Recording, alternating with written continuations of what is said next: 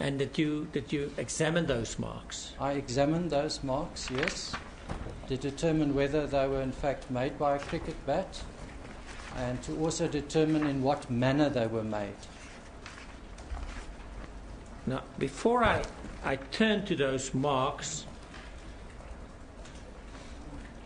and we'll deal with them after the lunch adjournment, if I may ask you this, did you at any time also test the sound made by cricket bat on a door? My lady, in order to determine whether the cricket bat actually broke the door, and if the cricket bat did hit the door, what sound it would make, we took a duplicate door from the house made of exactly the same design and wood and everything else, and did tests in which we hit the door as well as fired bullets through it in order to replicate the effects that would arise when it is hit, damaged, abused in the fashion which is evident on the door. Who was responsible for hitting the door with the cricket bat? My lady, I hit the door with a cricket mat. I still have some pain in my left forearm because it takes a lot of force to break that door. I hit it. We did the tests at a distance of approximately 60 meters. If we may stop there, and there will also be additional evidence on that. If I may just play to you a sound, if you can identify it, if that's the 60-meter sound.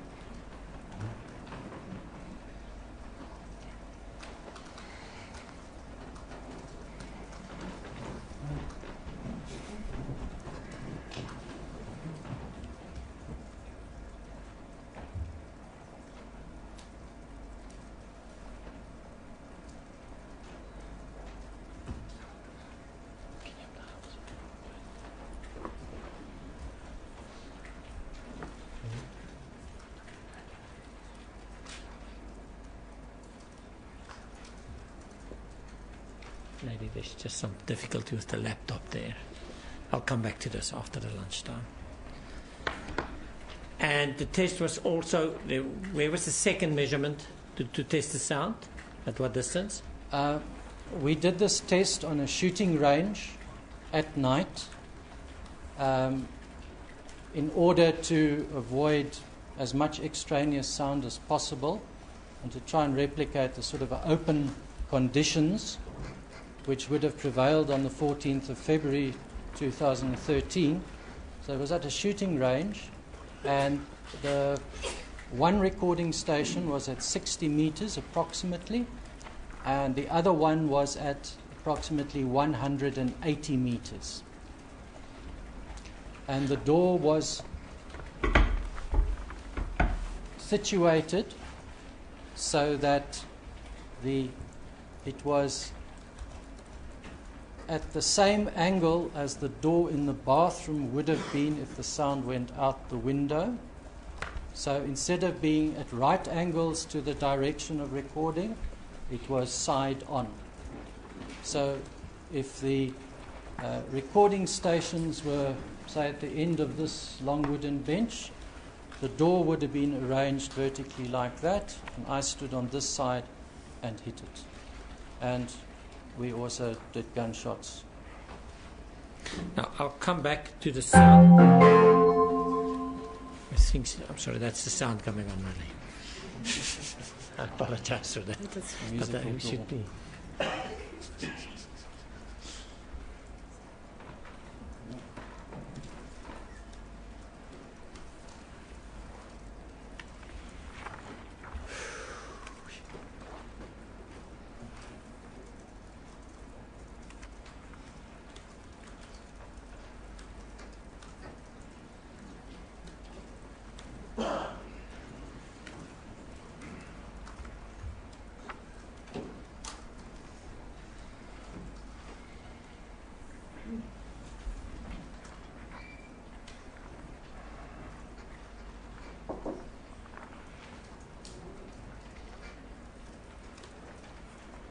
I'll play the 60 meters first. And you were responsible for hitting the door. I was.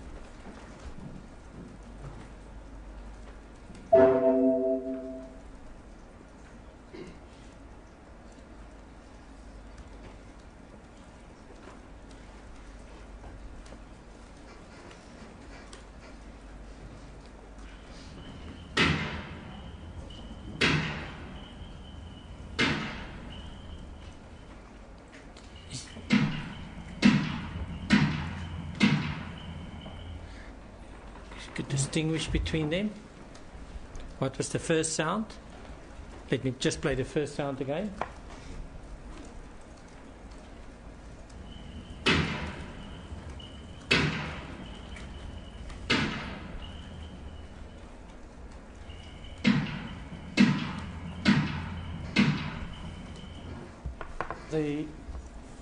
To the best of my memory, because the first 3 blows of the cricket bat were done to test the levels of the sound, and then I did 4 in rapid succession. The first 3, the first sound, how did you hit the cricket bat? The first 3, I hit them like that, against a part of the door that I wasn't going to test. Taking the bat up behind your shoulder and forward. And forward, yes. And I hit on this side of the door, so as not to damage the side to do the test. The 4 shots in rapid succession, I held the bat differently. Also, this was a sound test. I hit it like this, with the tip of the bat hitting the bottom panel. So what you demonstrated is that you were more in a batting position. In a batting position. It was yes. Lower down position without picking the bat up. That is so, my lady. Now, if we revert now to photo image 2977.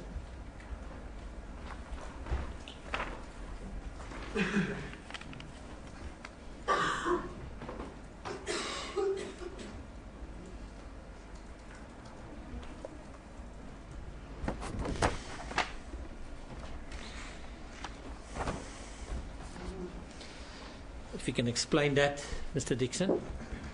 That's also a police photo. That is a police photo, yes.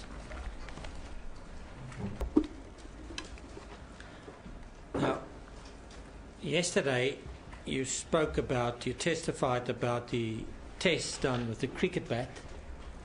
I'm going to play that again, and then I'm going to play another test. So the first one would again be the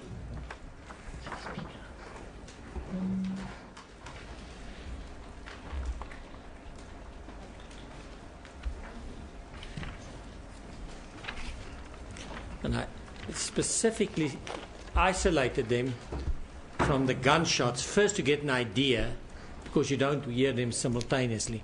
First to give an idea what you would hear when you hear the cricket bat banging. I'm going to play at 60 meters, we just connect this. And that is when you hit the cricket bat against the door.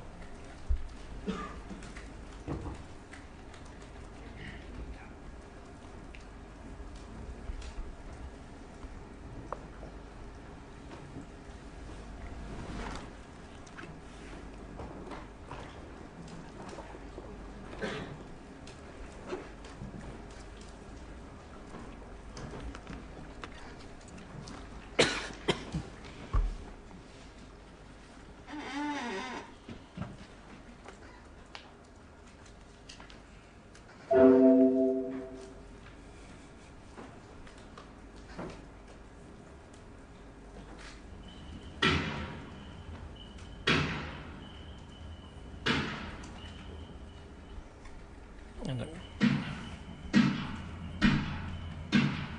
first one was, in the evidence, 60 meters, and then the second one, 180 meters. That wasn't that's evidence. 60 meters, sorry, that's 60 meters. It was the evidence that both cricket bat sound and it's 60 meters. Yeah, I'm sorry. I'm corrected here and I left as well. 180.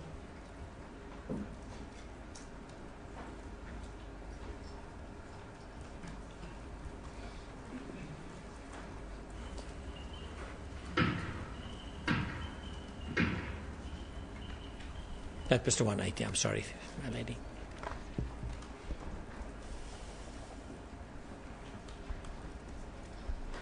There was also a test done with the firing the firearm.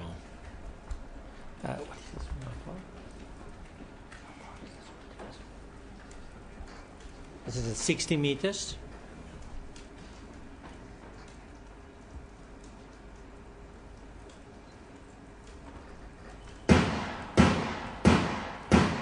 And at 180 meters.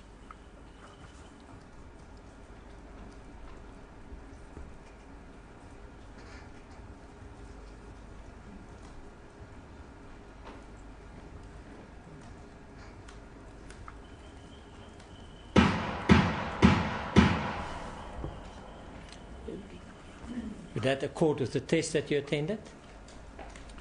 My lady, the first ones were the cricket bat at 60 and 180, and the second ones were the gunshots at 60 and 80, yes. Thank you, my 60 and lady. I have no 180. further questions. A person who studied geology can actually, my training is quite applicable. If I might go a bit further, my lady, a geologist has to go and, say you're mapping an area in which you don't know what's there. There might be hills where the rock is bare. Other parts are covered with soil and grass and so on. So you identify everything that you know about. You get it's the dip of the rock, the composition, the type. But then you end up with a map with pieces on it.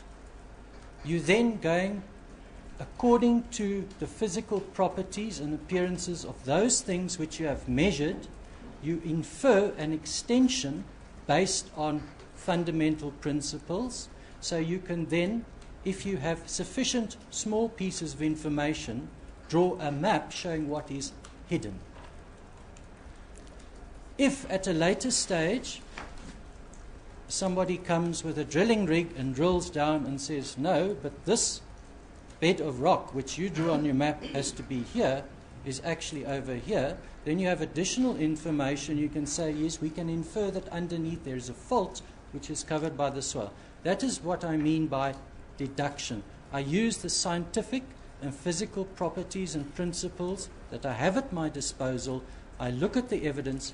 In this case, I'm looking at marks, for which I have experience interpreting marks, shoe prints, fingerprints, smudges, all sorts of things.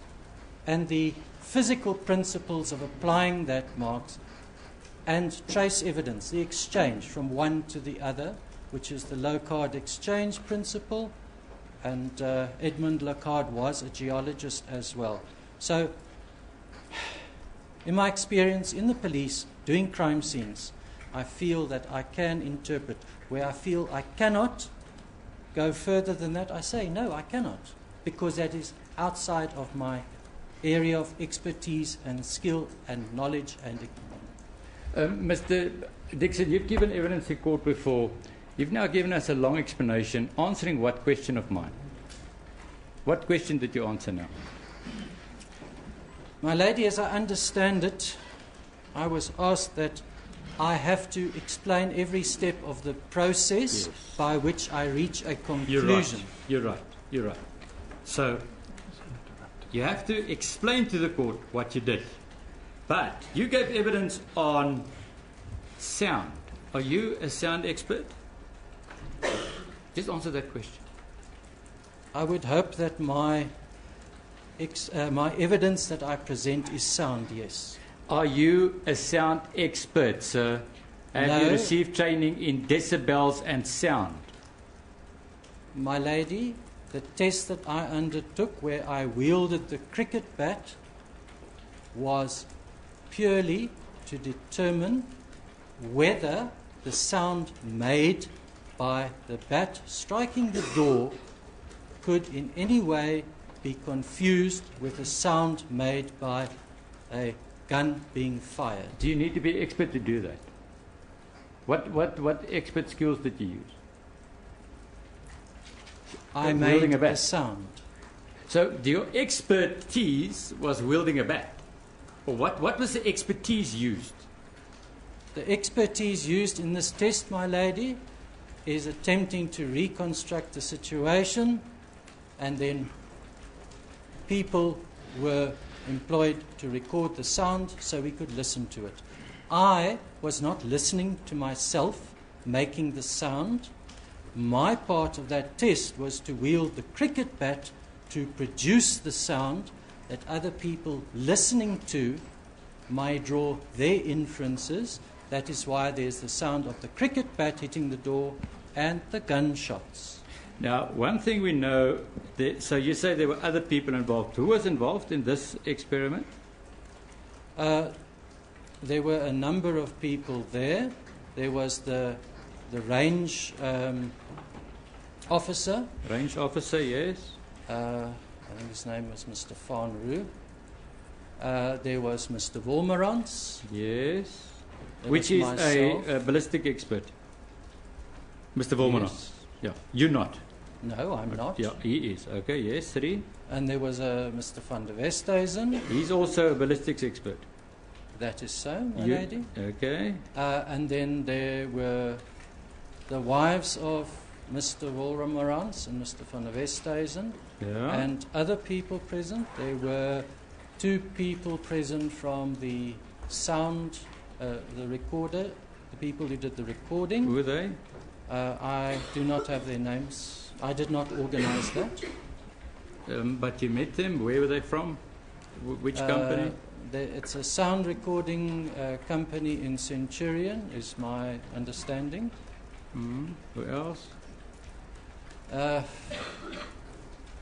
There were a couple of other people there. It is a open range, but I think that's almost all that was there. If you say there were other people, it's open range. Was that done during daytime? No, it was done at night. With the people Because at the night? range was closed, but there might have been people who came. I'm not sure. I was concentrating on our tests. I cannot recall anybody else. When you hit the door with a bat, did you wear ear protection? My lady, that's standard. There's a range officer. You don't do anything wrong, otherwise they will not allow you to proceed. We all had ear protectors. When you hit the bat with the door? When I hit the door with a bat? Yeah. My lady, no, I did not, because I wanted to listen. I know what the sound of a gunshot at close range is. It's a very loud crack, and it can damage the ears. A cricket bat hitting an object doesn't generate that very loud crack at close range. Your ears weren't ringing after you hit the door with the bat? I did notice that there was an echoing. Echoing. Ah. Now, we will get back. I'm just going to run through it quickly, and then we stand down. Your analysis of visibility in the dark. There's an interesting aspect you didn't tell us, and that is that you redid the tests. Did you? Did you do tests last week? My lady, I was not involved in tests last week. Do you know if there were tests done last week at the shooting range? I do know. What do you know about that? What I know about them is that the gunshots, a gun was acquired by Mr. Wolmerans, the exact same model as was used by Mr. Pistorius, because we tried to replicate with as many identical factors to eliminate any variation. And we had a problem. We had exactly the right ammunition. And the gun was brand new out of its box, never been used before, and after each shot, it jammed. So the shots had to be fired individually. Now, in order to replicate sound of shots firing one after fast sequence, it is possible to take the sound of one shot and just adjust your recording and repeat it in fast succession. But that is not considered to be a true reflection of events. So my understanding is that Mr. Wolmarans went to shoot shots in succession so he could give a true recording of a noise rather than a repeat sound. However, the sounds that we recorded when I was present, the cricket bat, that was in fast succession, or slow, and the gunshots were individual. Okay, so what was played to court did not happen on one day. The sounds of the cricket bat Yes? happened one evening, Yeah? and I am not sure, I cannot tell which recording it was, I don't know. The person who played that would have to testify. It's amazing because you're telling us that when you said to court, the bat sounds are the bat sounds I remember, and you identified the gunshots standing where you're standing. Am I right, Mr. Dixon? I identified those sounds as gunshots, my lady. But you weren't present when it was done. If that was the recording made recently, then I was not present when that was done. However, it sounds, the difference between the cricket bat sound, the gunshots sound the same. No, for me it goes towards integrity of a witness. And I'm putting it to you. The question is about integrity, nothing else. You identified gunshots and you weren't present when they were made. Why would you do that? Because I've heard gunshots. No, you can't get away with that, Mr. Dixon. You've been a policeman for many years. You've testified in various courts. Listen to my question. Why would you identify gunshots and you weren't present when they were fired? That's the only question I want you to answer.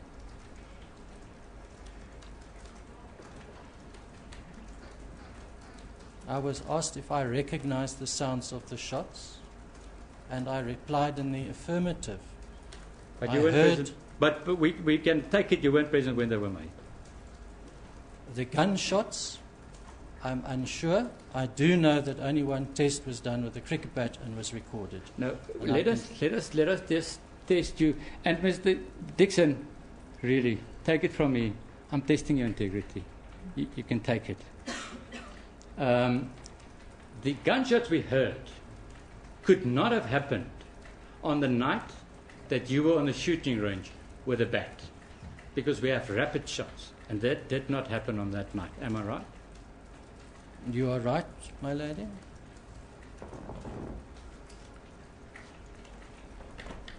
Mr. Dixon, it is a serious issue for an expert to identify things, and he wasn't present. I'm putting it to you, Mr. My Dixon. lady, with respect, the evidence was never that those that identified those as the gunshots fired that evening. That was not. It's now implied to him that was his evidence. That was never his evidence. He was simply asked to listen to the recording to say, and I was put to him what it was. But it was never his evidence that those were the gunshots fired that evening when he was there. That's not the evidence. I'm not going to argue. If the court would bear with me, I'll carry on with something. I think it's on the record. I think you should carry on with something because there is a dispute. There's a dispute, my lady. I say the witness clearly identified the bats and the gunshots as one occasion. He's never given us, the court, and any indication that it happened on two occasions. My questions are fair. That's my argument. Well, you will argue at the end of the case. As a court, after we all read the record. yes, as a court. Please.